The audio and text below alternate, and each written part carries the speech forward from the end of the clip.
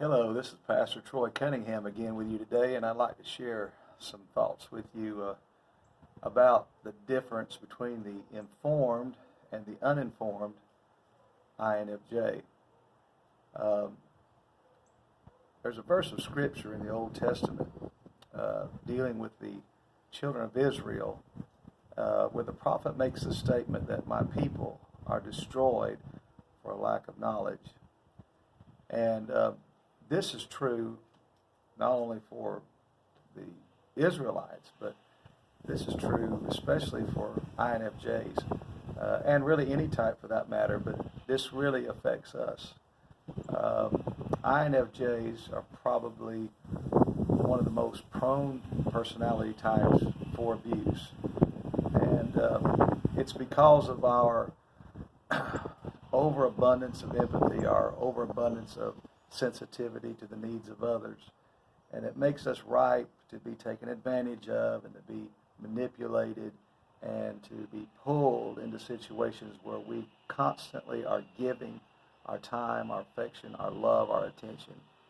And people that are unhealthy many times take a great advantage of that in us, and then they take advantage of our kind-heartedness and our affection, our love. And so with that in mind, I want to share some thoughts today, because I look back in my own life. It has taken me, I'm 47 years old, and probably not until the last year of my life, have I really woke up to having an understanding of what is actually going on and taking place in my own life with regards to abuse. It's not until the last several months, maybe 7, 8, 9 months, that I've really began to take a cold, hard look at who toxic people are, what their motives are, and what makes them tick. And I can't tell you, INFJ out there, if you haven't looked into narcissism, sociopath, psychopathic behavior, if you haven't studied that, by all means, do whatever you've got to do to study that behavior, because it is so important for you to understand and to realize these people will hurt you. They will hurt you mentally, physically, psychologically, and spiritually. They're out to destroy you. Just as the Bible teaches, we have an enemy who's out to kill, steal, and destroy. And these people are part of the pawns used by that very enemy that we all have spiritually. And so I wanted to share this with you because, there was a time in my life when I was very ignorant. There was a time in my life where I didn't know. It was a time when I didn't understand these people. I thought it was my duty to always take it on the cheek, and turn the other one, as Jesus did teach us, turn the other cheek.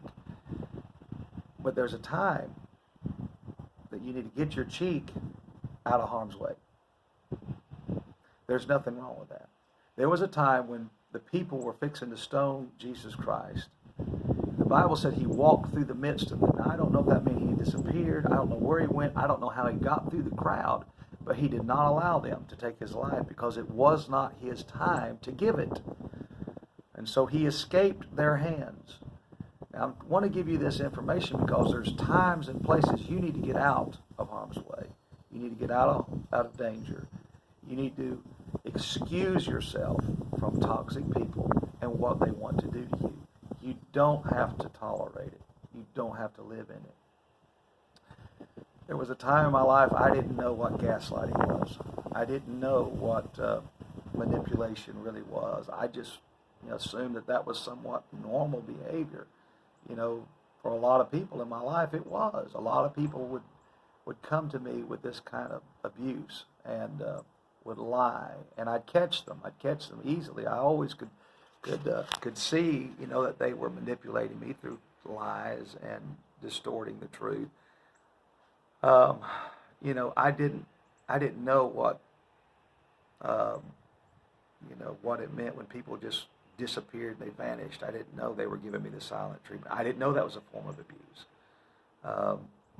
I didn't know projection. I didn't know what that was. I didn't know that people actually will project their own toxicity onto you and make it look like you're the one who's crazy, when it's actually them. It's what's in their mind, their heart, that they are putting onto and into you to make you look like the one that's not got it together.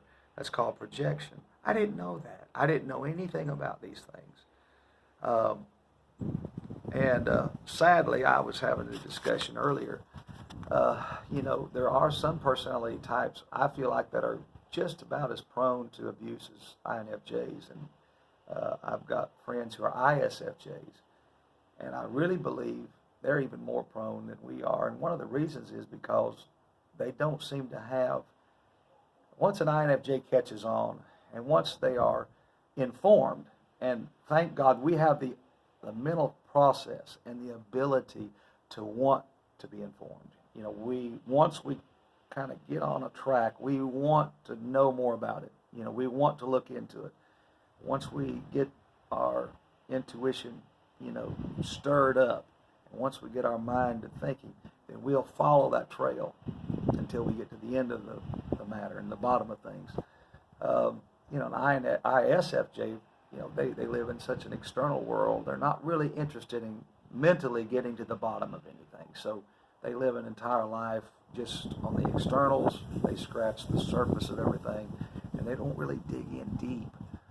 Many types, ISFPs are the same way. There's so many types that are very empathetic and have a level of empathy similar to an INFJ, but they don't really have the capacity to want to know and understand the depth of that abuse the way we do. Now, I'm saying that to say this. If you're out there and you think that you can get by with manipulating and distorting and controlling an INFJ, I'll just tell you right now, if that INFJ is informed, you're wasting your time. You're wasting your time. It will come back to haunt you. You don't want to mess with us. Once we're in the know, once we know who and what you are and what you're up to, once we understand, once we have that understanding in our mind, in our brain, and we seek it, we look for it, we want to know. And once we know, you're not going to mess with me again. There's going to always be a barrier. Now, I may be nice to you, I may be loving and forgiving, but there's going to be a part of me that's always going to know who and what you are. You're not going to get by with it again. I will call you out on it. So this is some things that I've had on my mind. Some of you, have been aware. Some of you have just woke up. Maybe you're like me. It's just been the last few months, maybe a year, 2 years, 3 years. You finally woke up and realized what you've been dealing with in your life. And how has that information affected you? How has it changed your way of thinking? How has it changed your relationships with other people? Because I can tell you right now, it's as if there's an invisible wall between me and them now. Like I said, I get along. I'm nice. I will do what I can to get along. And there are certain people that I have to be, nice to. I have to get along with. But there will always be that part of me that knows. And I thank God for that wisdom. And I'm not going to be destroyed for a lack of knowledge. I want to know. And I know many of you INFJs out there resonate with that because you also want to know. You want to know the truth. You want to get to the bottom of things. And so that's a gift from the Lord as well. And that is a wonderful gift.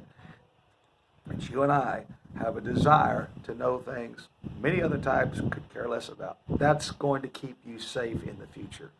So you hold on to that. Don't let that get away from you. That's going to be your protection later on. So these are just some things just a few minor things. I just want to throw that out there today.